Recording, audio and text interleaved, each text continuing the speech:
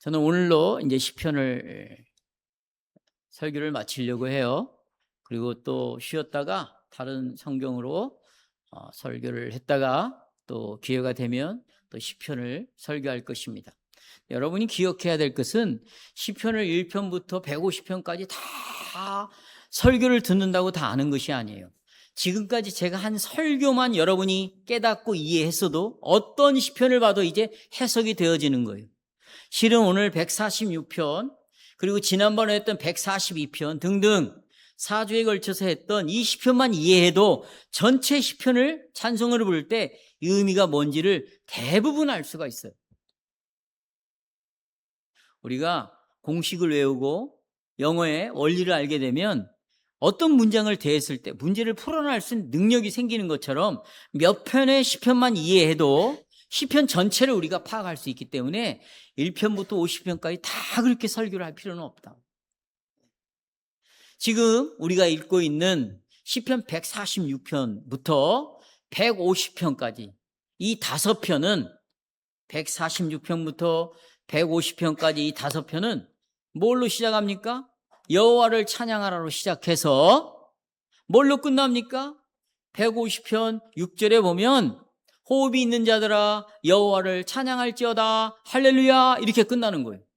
그러니까 이 5편은 할렐루야로 시작하고 하나님을 찬양하라로 시작해서 마지막 끝날 때는 여호와를 찬양하라 이걸로 맞춰지게 되어 있어요. 그러니까 이 5편은 특별히 여호와에게 초점을 맞추고 있다. 한번 볼까요? 1절 보시겠습니다. 1절 상반절에 보면 할렐루야 이렇게 시작합니다. 할렐루야 한번 따라서 해봐. 할렐루야. 예. 할렐루야. 이게 무슨 말이에요? 제가 설교하다가 할렐루야 하죠? 이제 안 해야 되는데 여러분 할렐루야가 무슨 말입니까? 이 말이에요. 이 말이 빠지면 안 돼요. 너희는 이라는 말 복수예요. 너희는 여호와를 찬양하라. 이게 할렐루야예요. 자, 1절을 시작하는 서두에는 복수로 시작하는 거죠. 전체 회중에게 말하고 있어요. 뭐라고? 여호와를 찬양하라. 그런데요, 1장 후반절에 보면 이제 단수로 돌아옵니다. 복수에서 단수로 내 영혼아 여호와를 찬양하라. 이게 1절이에요. 그리고 2절에서 자기 자신에게 외쳤던 이 시편 기자는 결심을 해요. 뭐라고요? 내 생전에 내가 살아있는 동안에 나의 평생에 여호와 하나님을 찬양하라. 우리 모두가 여호와를 찬양하라. 그리고 자기로 돌아옵니다.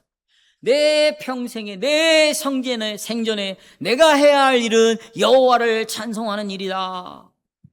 이렇게 노래합니다. 여러분, 이 시편 146편을 기록한 사람은 성령의 감동을 받은 사람이에요.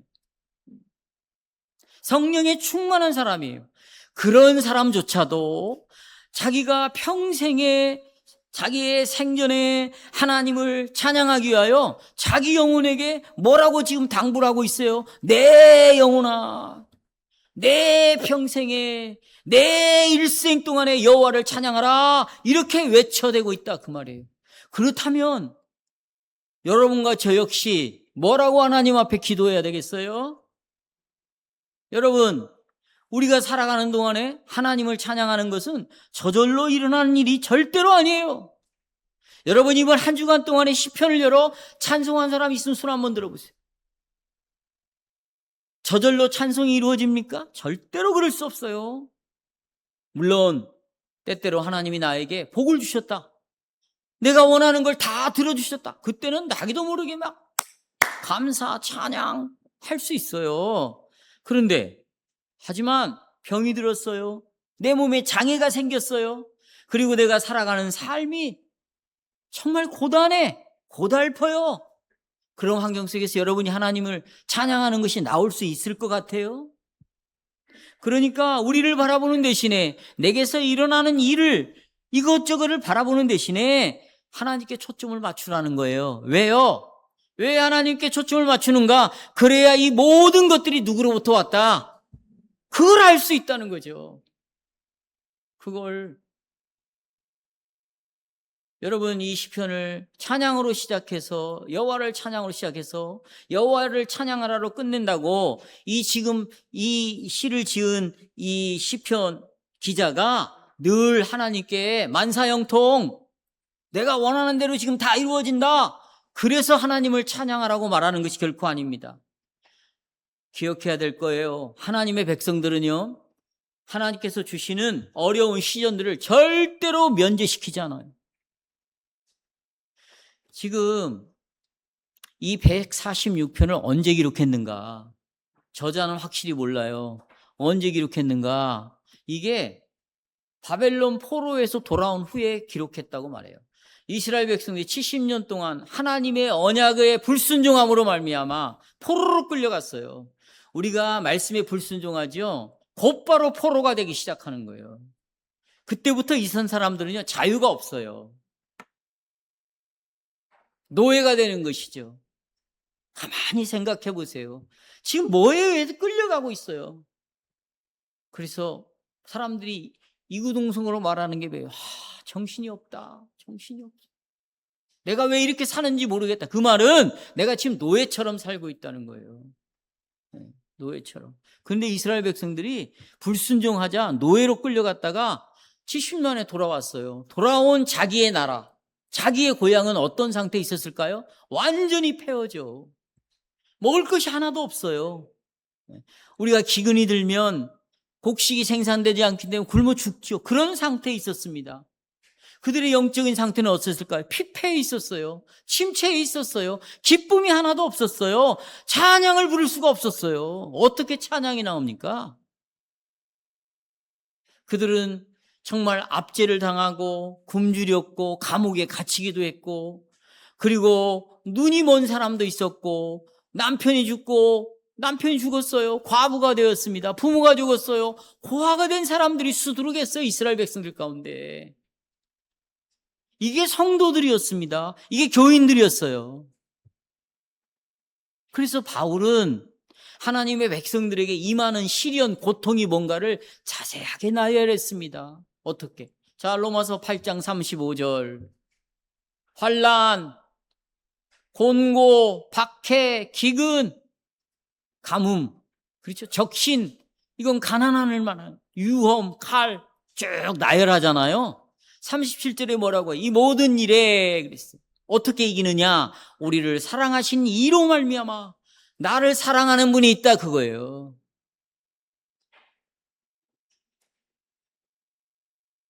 여러분, 내가 하나님을 찬양한다, 그 근거가 내 환경에 있으면 절대 찬양이 안 나와요. 내가 행복한 환경 속에서 내가 하나님을 찬양하는 근거를 찾아야 되겠다, 그럴 수 없어요. 여호와를 찬양하는 것은 그 사람의 성격이 늘 낙천적이야. 그래서 늘 콧노래가 나오는데 찬송이 나온다. 그래서 찬송을 부를 수 있는 게 아니에요. 그 사람이 찬송을 좋아하니까, 아니면 성가대원이니까 찬송이 늘 그의 입에 붙어서 나온다? 아니에요. 오늘 시편을 읽어보셨죠? 이 시인은요, 나는 지금부터 내 평생에, 내 생전에, 내 영혼아 여호와를 뭐하라, 이렇게 결정을 내린 거예요. 이렇게 선택을 한 거예요. 나는 그렇게 살겠다고 하나님 앞에 맹세를 한 거예요. 그렇지 않으면 우리 환경을 통해서는 절대 찬양이 나올 수가 없는 거예요. 그러니까 이렇게 선택을 한 이 시인은 고통의 때에든지 또 기쁨의 때에든지 내 영혼아 여호와를 찬양하라, 이렇게 말을 한 것입니다. 이렇게 고백하고 산 사람이 있어요. 그게 바울입니다. 바울은 복음을 전하다가 빌립보 감옥에 갇혔습니다. 그리고는 빌립보 감옥 안에서 밖에 있는 빌립보 교회 성도들을 향하여 권면의 말을 했어요. 이 권면의 말에 지금 이 시간에 여러분과 저는 마음을 거기에다가 합쳐 놓아야 돼요. 뭐라고 말했습니까? 빌립보 4장 4절에서 주 안에서 항상 기뻐하라 그랬어요. 주 안에서. 내가 지금 감옥에 있냐 밖에 있냐 그게 하나도 중요하지 않다는 거예요. 내 몸이 건강하냐 죽을 병에 걸렸냐 하나도 중요하지 않다는 거예요. 내가 지금 회사에서 정상적으로 월급을 받냐, 내가 하는 사업이 잘 되냐 안 되냐, 이게 중요하지 않다는 거예요. 주 안에 내가 있는가, 나는 주님으로 살아가는가, 살아서나 죽어서나 나의 유일한 위로가 누군데, 나의 신실하신 구주 예수 그리스도가 아닙니까? 나는 내 것이 아니고 예수님의 것이 되었잖아요. 그러니까 그 그리스도로 살아가는가, 주 안에서 항상 기뻐하라, 이 말씀에 내 마음을 연합을 시켜야 돼요. 잘라서 붙여놓아야 된다고.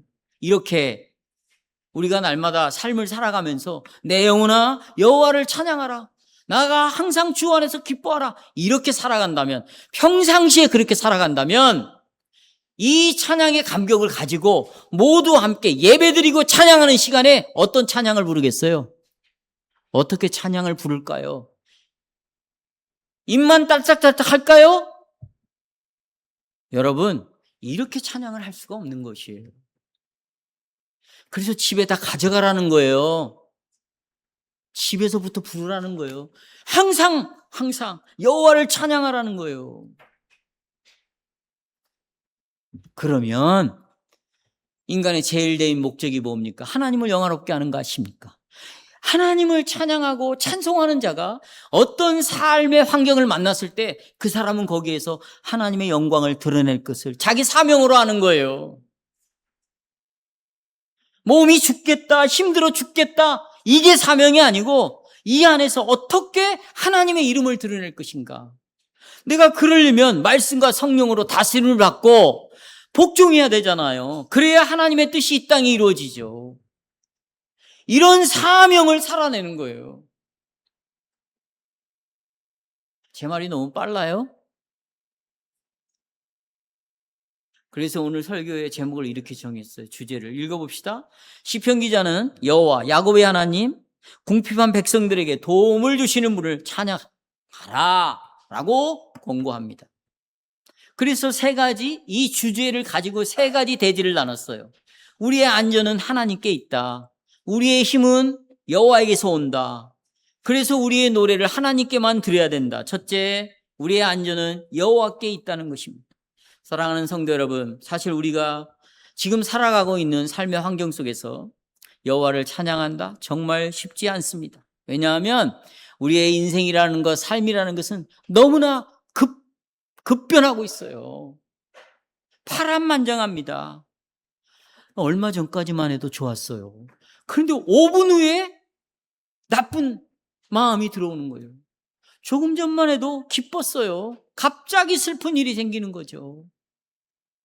부부지간에도 그래요. 조금 전만 해도 너 없이는 못 산다 했다가 이제는 너 없어야 살겠다, 이걸로 바뀌는데 5분도 안 걸려.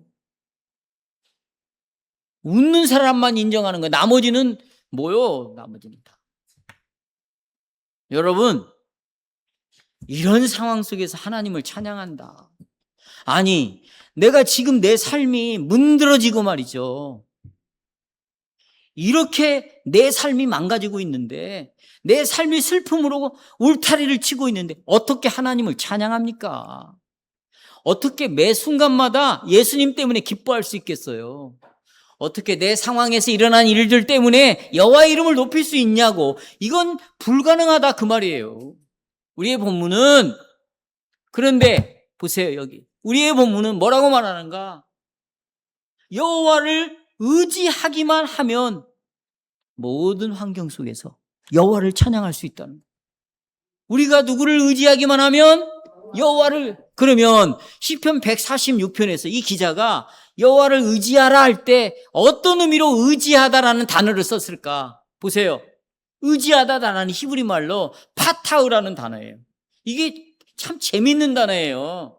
여러분, 나는 하나님을 의지해요, 하나님을 신뢰해요, 이럴 때 어떤 의미로 써야 되는가? 자기 몸을 완전히 들어 누워가지고 쉬는 것을 의지하다로 표현하고 있어요. 또 다르게 내가 지고 있는 무거운 짐이 있죠.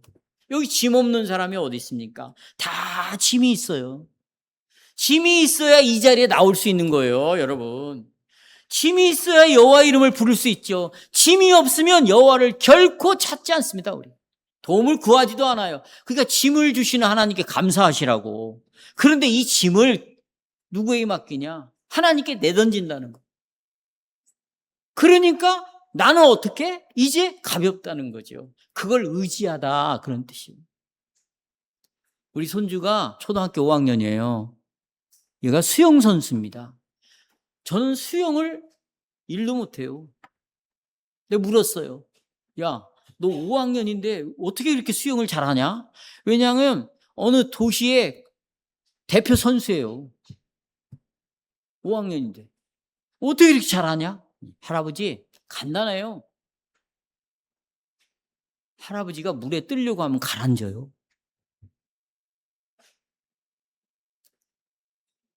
굉장히 자존심이 상하더라고, 그 말을 듣는데. 그럼 어떻게 해야 되는데? 물만 의지하세요. 야, 그 손과 발은 뭐다? 물을 의지해야, 그리고 그냥 힘을 주지 말고 저으세요. 이것이 답이었어요. 여러분, 수천 톤, 수만 톤의 배가 물 위에 그냥 떠 있는 거예요. 우리의 인생이 그런 거죠. 우리가 하나님을 의지할 때, 우리가 정말 하나님을 의지할 때 우리 안에 근심이 사라지는 거예요. 의심이 사라지는 거예요. 안전함을 느끼는 거죠. 나를 도울 분이 이분이구나. 신뢰가 생기는 거죠. 그래서 시편 146편이 이 시간 우리에게 묻고 있는 거예요. 너는 과연 무엇을, 누구를 네 안전의 근거로 의지하고 있는가? 안전의 근거로 뭘 의지하고 있는가? 누구를 의지하고 있는가? 이걸 묻고 있는 거예요. 그래서 3절에서 이렇게 말합니다. 3절, 자, 시작. 귀인들을 의지하지 말며 도울 힘이 없는 인생도 뭐하지 말아라. 여기 귀인들, 아주 권력 있는 사람들, 강한 사람들 의지하지 말라. 우리는 문제가 생기죠. 일이 터지잖아요. 나를 도와줄 사람을 먼저 찾아. 왜요? 들어보세요. 이 타락한 인간은 태어날 때부터 엄마, 아버지 하고 태어나. 그러니까 어렸을 때부터 배우는 것이 뭐냐? 엄마, 아버지. 그게 뭐예요? 조금 잘하면, 조금만 어려워요. 엄마, 조금만 힘들어. 아버지, 아빠. 이게 몸에 배웠어요. 내 문제를 해결해 줄 수 있는 사람 신뢰하지 말라는 거예요. 내가 다니는 직업, 내가 하고 있는 사업, 내가 다니고 있는 병원의 의사, 내 문제를 상담해 주는 상담사 절대로 신뢰하지 말라는 거예요. 내가 질병에 걸렸다, 암에 걸렸다, 도움을 주는 사람이 있어요. 의사죠. 의사 신뢰하지 말라는 거예요. 왜요? 도구잖아요. 신이 아니잖아요. 하나님이 아니잖아요. 왜 그런데 약부터 찾냐고. 왜 아프면 의사부터 만나냐고. 이게 우상숭배예요. 여러분 이런 설교 들어보셨어요? 이것은 이렇게 설교들을 하지 않아. 당연히 아픈 병원 가고 의사 찾아야 되고, 힘들면 약부터 먹어야지. 그러니까 하나님을 신뢰하지 않는 거예요. 하나님을 찾지 않는 거예요. 몸에 배웠다니까, 우리가. 왜 의사부터 찾냐고요? 기도하세요. 왜 이런 것이 왔는지, 누가 허락했는지, 여기서 나를 살릴 수 있는 분이 누군지, 정말 그런 기도 해봤어요? 신뢰해봤어요?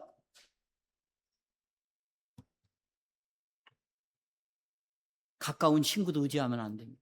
부부 절대로 의지하면 안 됩니다. 왜 우리는 곤란할 때 도움을 얻기 위하여 사람을 의지해서는 안 되는가? 이유는 간단해요. 4절에 나와 있어요. 4절에 왜 그들을 의지하면 안 되는가? 4절, 그 호흡이 뭐하면? 호흡이 끊어진다는 것은 죽으면 그는 흙으로 돌아간다. 그가 아무리 기술이 좋고 능력이 있고 이렇게 해주겠다 저렇게 해주겠다 아무리 말을 했어도 죽잖아요. 그의 계획은 어떻게 된다? 소멸된다. 여러분이 가지고 있는 마음의 염려, 어떤 사람이 도와도 그 마음의 염려는 근본적으로 해결이 안 돼요. 야, 너 진짜 힘들겠다. 나랑 노래방 한번 가자. 신나게 데리고 가서 노래방 노래 부르고, 야, 내가 저녁 맛있는 거 사줄게. 먹었어요. 그때는 근심이 없어져. 딱 저녁에 잠자리할 때 그 근심이 또 굿모닝, 굿 이브닝 하고 나를 찾아와요. 또 찾아와. 우울증? 조울증? 여러분 정신과 의사가 치료한다고요? 제가 아는 성도가 있잖아요. 그래서 세계 최고의 의학 학술지 논문을 읽었어요. 제가 몇 편을 읽었어요. 근데 거기서 이 의사들이 쓸 때 그 논문의 결론은 뭐냐? 약으로는 절대 치료 안 된다는 거예요. 그래서 이 정신과 의사들에게 약부터 주려고 하지 말아라. 그의 정신을 해결해줘라. 그의 의식의 세계를, 무의식의 세계를, 이건 진화론적 이제 프로이드의 방식이지만 해결해줘라. 약으로는 절대 안 된다. 여러분, 이 우울증, 조울증 걸린 사람이요 3일만 약 먹지 않잖아요. 저 옆에 직접 지켜봤어요. 버금을 물고요 온몸이 마비가 돼요. 앰뷸런스 부르지 않으면 죽습니다. 그리고 3일 약을 안 먹었는데 다시 회복하는데 한 달이 걸렸어요. 한 달 동안 입원했다 나왔다니까요. 다시 약을 조절하고 이 수위를 내서 정상적으로 돌아오는데 공황장애? 의사가요? 약이요? 절대 해결할 수 없어요. 성경이 말하잖아요. 호흡이 끊어지면 돌아간다. 그의 생각은 다 사라지게 된다. 구원할 힘이 없다 그 말입니다. 뭐가 없어요? 아플 때 완전히 고쳐줄 수가 없어요. 도와줄 수 없습니다. 아무리 나를 사랑한다 할지라도 모든 시간을 나에게 내어줄 수 없는 거예요. 모든 물질을 나를 위해서 쓸 수가 없는 거예요. 결정적인 문제는 그도 병들고 죽는다는 거예요. 어디 그뿐이에요? 우린 다른 사람을 의지하지 못하잖아요. 그러면 믿을 건 나밖에 없다. 그리고 자신을 의지하려는 성향을 갖고 있습니다. 여러분, 나 자신 역시 온갖 한계를 갖고 있는 유한한 존재가 아닙니까? 자기 자신의 힘을 의지하는 이 어리석음에 우리는 빠져서는 안 돼요. 내가 갖고 있는 힘이요? 보세요. 불의의 사고를 당하잖아요. 질병에 걸리잖아요. 그냥 자기의 힘은 하루아침에 사라지게 돼 있어요.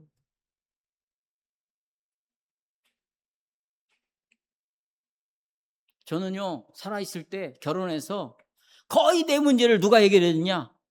오니 엄마가 다 해결해줬어요. 다 해줬어요.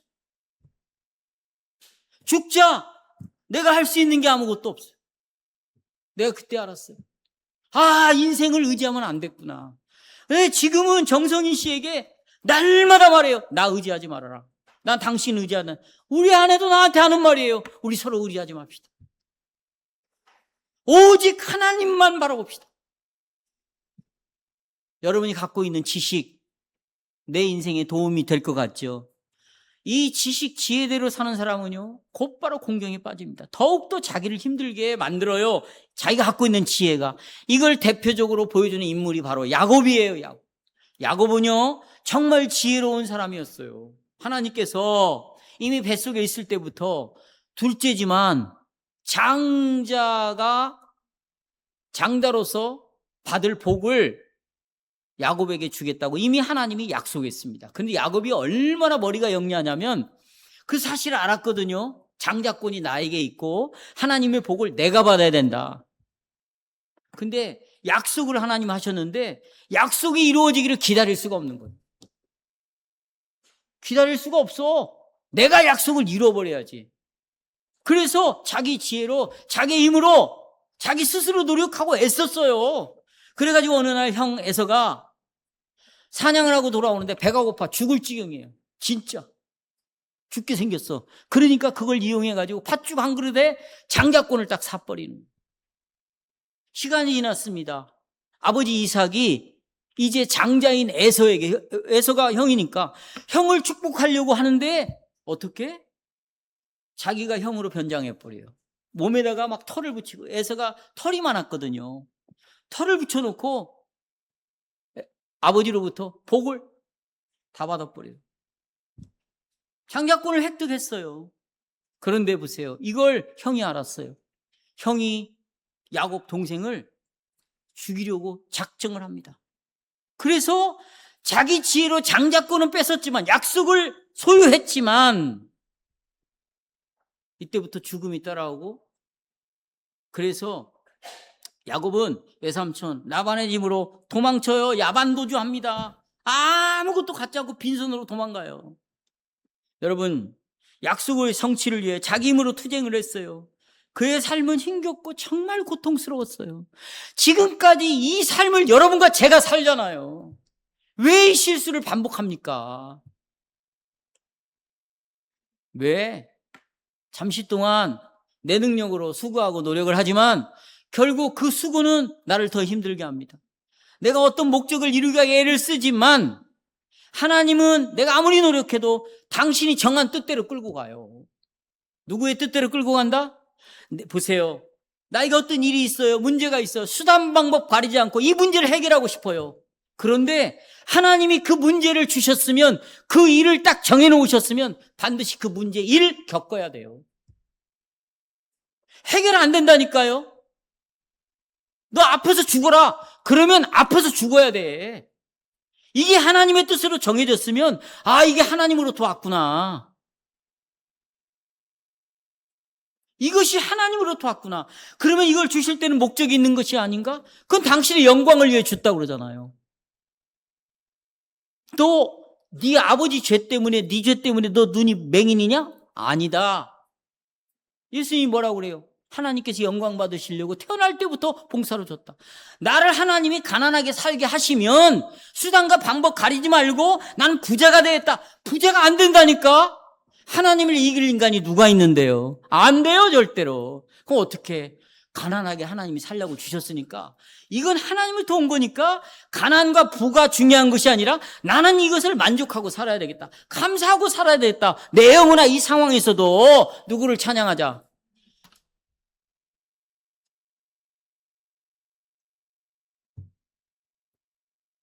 바로 왜 하나님께서 내 문제와 일을 풀어주시지 않는가? 왜 이런 걸 겪게 하시는가? 간단합니다. 누구만 바라보라고? 누구의 도움만 의지하라고? 그거예요.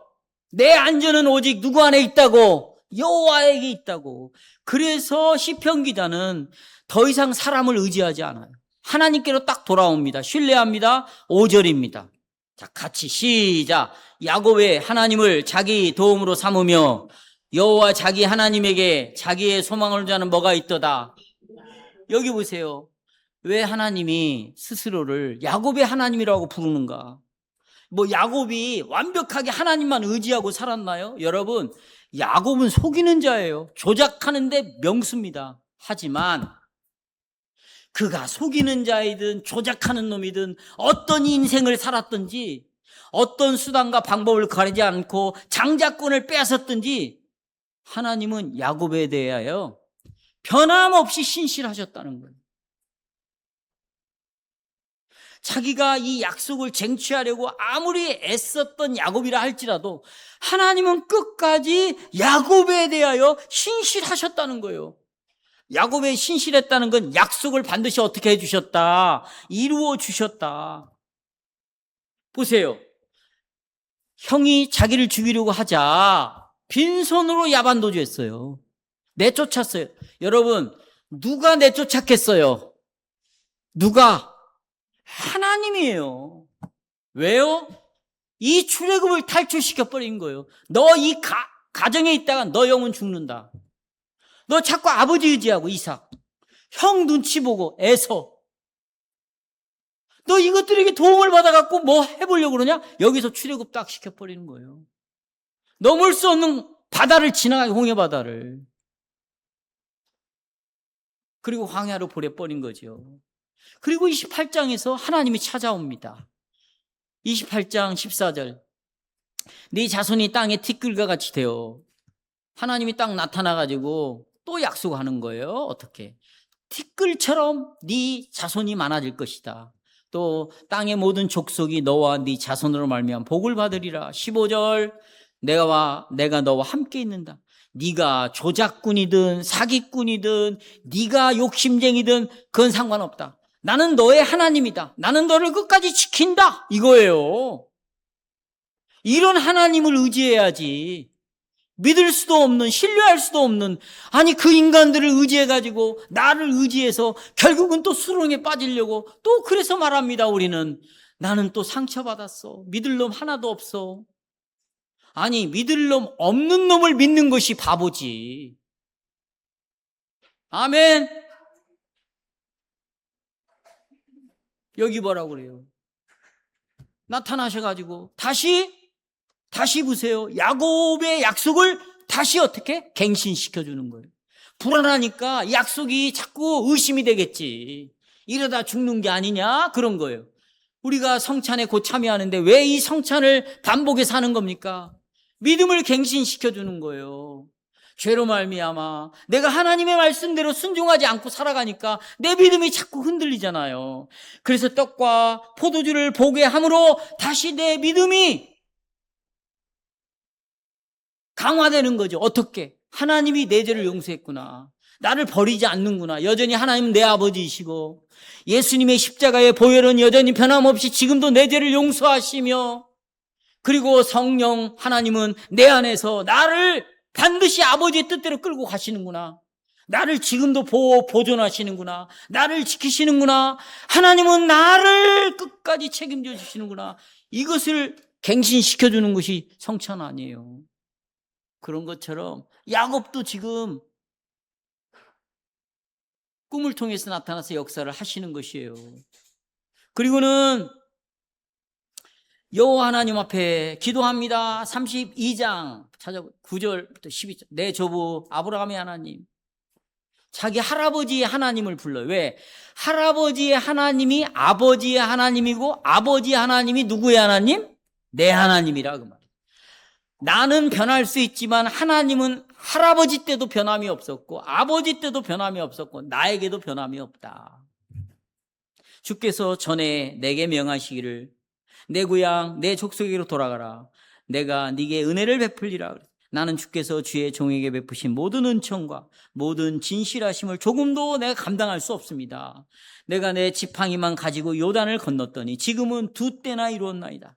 재산이 많아졌다. 내가 주께 간구하오니 내 형의 손에서 에서의 손에서 나를 건지시옵소서. 내가 그를 두려워함은 그가 와서 나와 내 처자를 칠까 겁나기 때문입니다. 주께서 말씀하시기를, 주님의 말씀으로 돌아가는 거예요. 이렇게 내가 반드시 네게 은혜를 베풀어 신앙을 고백하는 거죠. 하나님의 말씀을 똑같은 말로 고백하는 거예요. 내 시로 바다에 셀 수 없는 모래와 같이 많게 하라 하셨는데, 여기 야곱은 자기를 돌보는 분이 오직 여호와임을 깊이 알았어요. 외삼촌 라반이 계속 자기를 속였잖아요. 그럼 재산을 모을 수가 없거든요. 그런데도 부유해질 수 있었던 것은 내 노력이 아니었구나. 이걸 알았어요. 이것은 전적인 누구의 은혜? 하나님의 은혜였구나.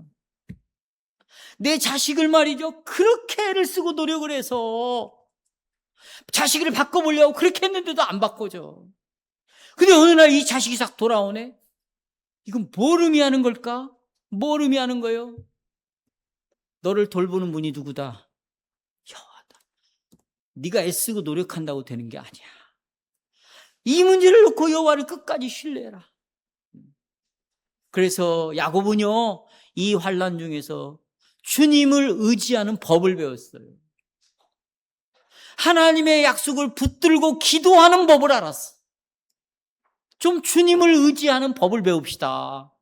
이 문제를 놓고 하나님의 약속이 이루어지기로 기도합시다. 예? 그랬더니 의지했어요. 기도했어요. 그런데 성경에 보니까 여호와께서 에서와 그 군대 400명 군대 있었죠. 거기서 야곱과 그 식구들을 구원해내는 거예요. 여러분, 이거 그냥 이해하면 안 돼요. 오래전부터 수년에 걸쳐서 에서의 마음을 죽이고 싶은, 동생을 죽이고 싶은 에서의 마음을 누가 바꾸셨을까요? 하나님이 이렇게 바꾸시는 거예요, 마음을. 그리고는 에서가 동생을 만나자 너무 기뻐가지고 목을 안고 자기 야곱을 안고 울면서 아주 야단 법석을 떱니다. 보세요. 여호와께서는 약속대로 약속의 땅으로 돌아오게 하셨고, 돌아온 그곳에서 야곱의 위치를 회복시키셨어요. 이걸 통해서 우리는 하나님은 선하시다, 하나님 뭐 하시다? 선하시다. 하나님은 신실하시다. 한 번 약속하면 끝까지 그 약속을 뭐 한다? 지키신다. 지키신다.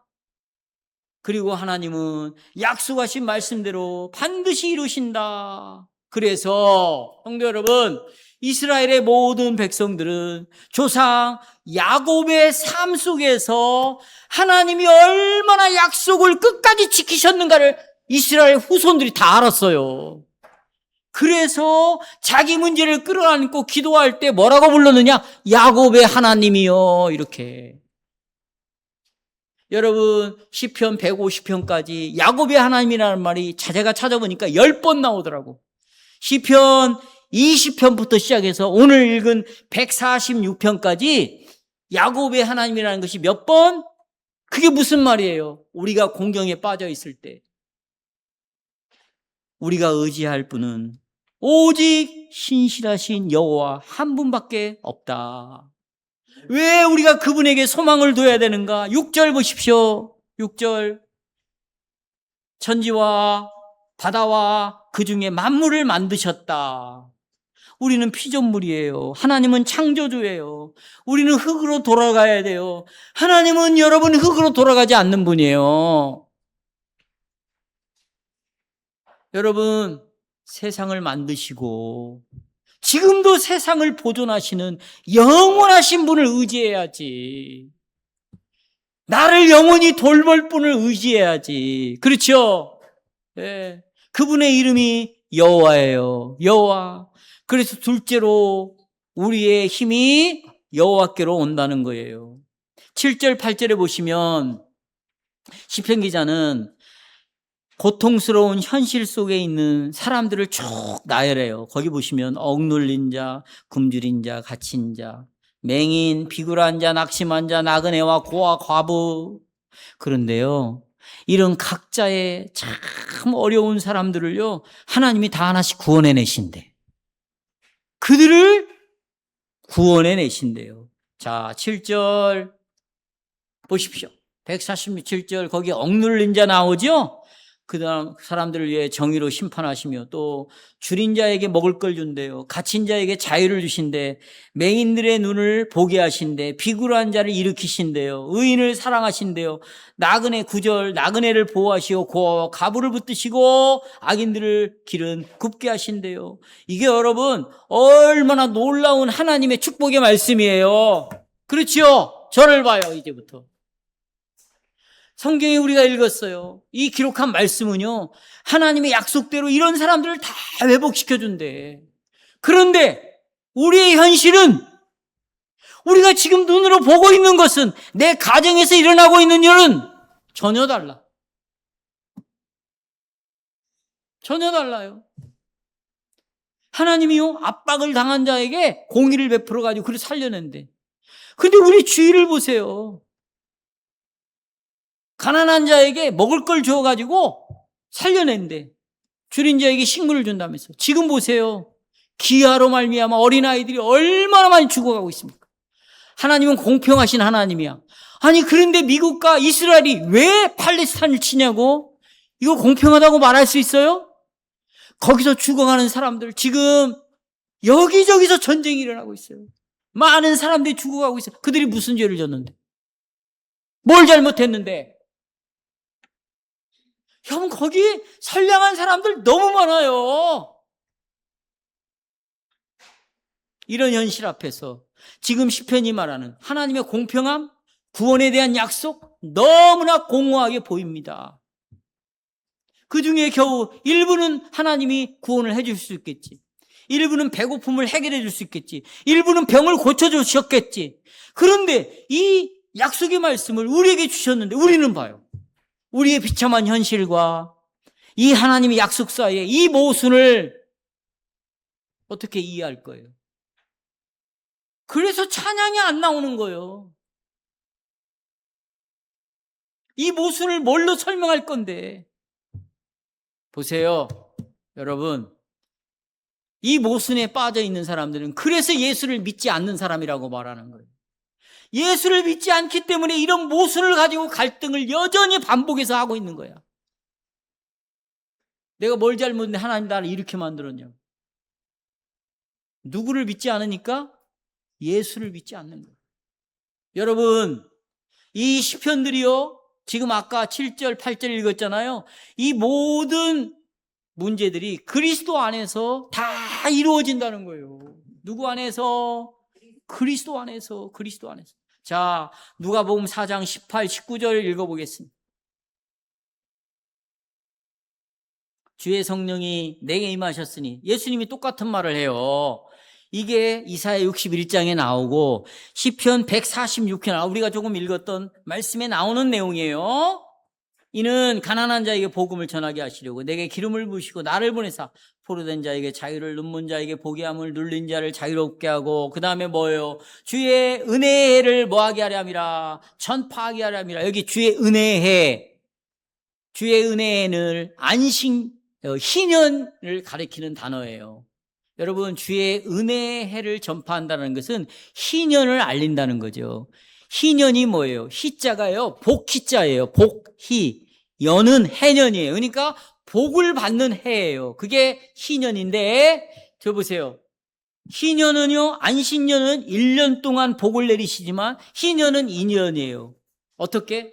7년이 7번 될 때 7, 7에 49년, 그 다음에 50년, 2년, 여기 2년 동안에 복을 내리시는데 어떻게 복을 내리시냐? 자, 보세요. 하나님이 자기 백성들에게 땅도 공평하게 나눠줬어. 근데 인생을 잘못 살아요. 불순종하고 살아. 불순종하고 살면 빚을 지게 돼 있어요. 빚을 져. 욕심이 나오고 빚을 지죠. 그래서 자기 땅을 담보로 맡기는 거예요. 그리고 돈을 끌어다 갔어. 나중에는 못 갚으니까 이 땅을 채권자가 가져가는 거죠. 이걸로도 안 돼. 식구들을 종으로 팔아버려요. 종이 돼요. 네. 그런데 희년 77에 49년째 되잖아요. 그리고 50년, 2년 동안에 어떻게 하냐? 종되었던 사람이 다 자유인이 됩니다. 그리고 빚이 다 탕감이 돼요. 그리고 땅 빼앗겼던 땅 원래 주인으로 다 돌려주고. 그래서 예수님께서 이 희년을 뭘로 보여주느냐? 굶주린 자에게 먹을 걸 주, 5,000명에게 먹을 걸 줘, 눈먼 자에게 눈을 떠, 소외된 자를 구원해내. 이런 걸 통해서 보세요. 인간이 왜 근본적으로 굶주리는가? 왜 이렇게 목말라는 인생을 살고 있는가?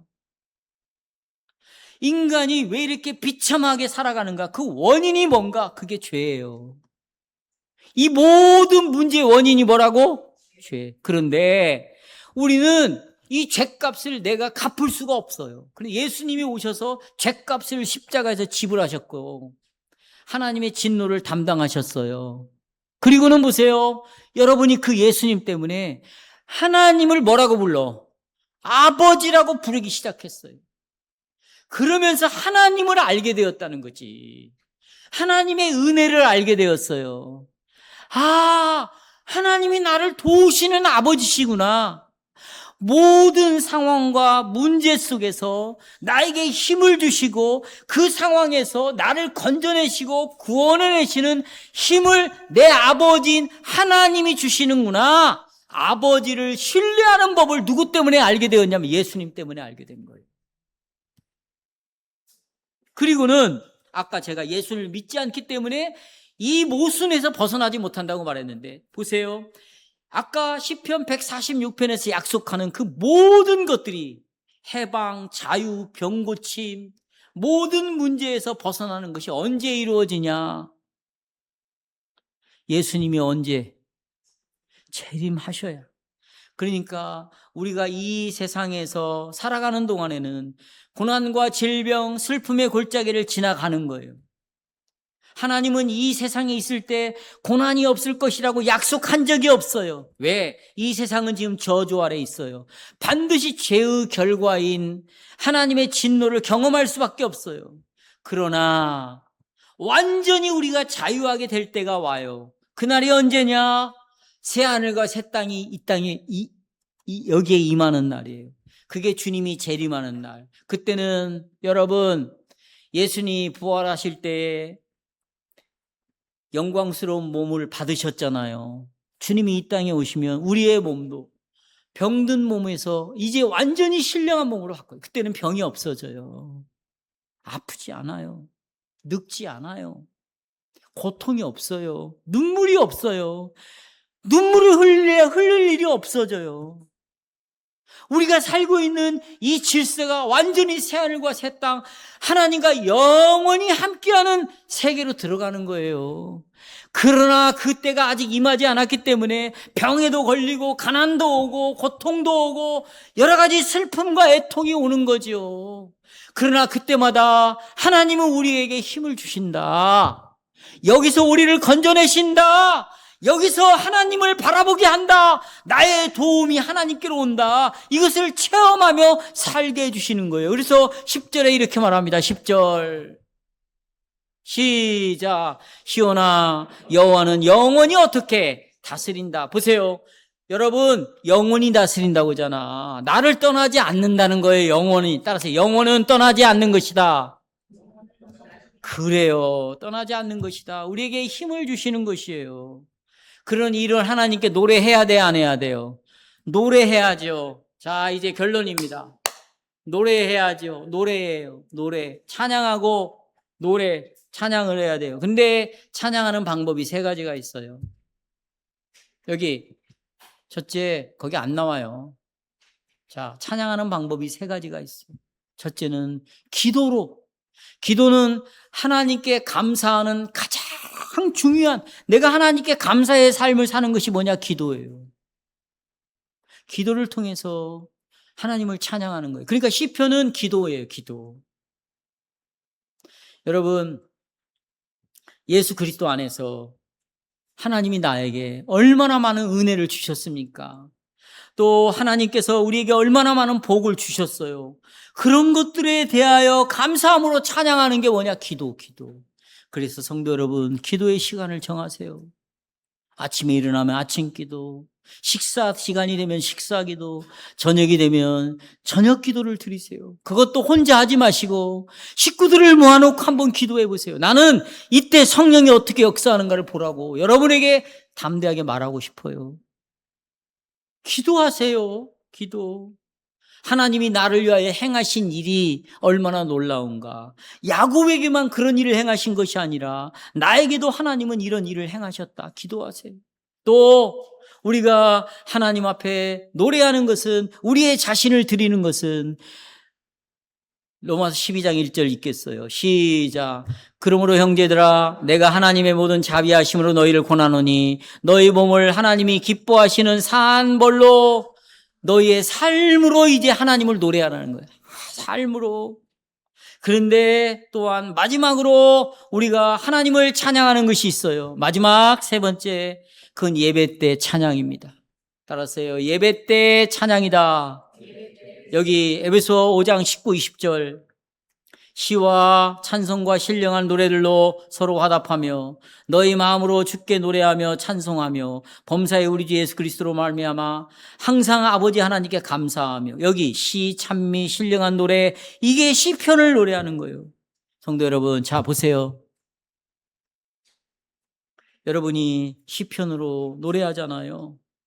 가장 중요한 것은 나의 유일한 구원, 나의 유일한 힘은 하나님에게 있구나. 시편을 노래할 수 있도록 할수록 나에게서 눈을 떼가지고요, 하나님의 능력을 보기 시작합니다.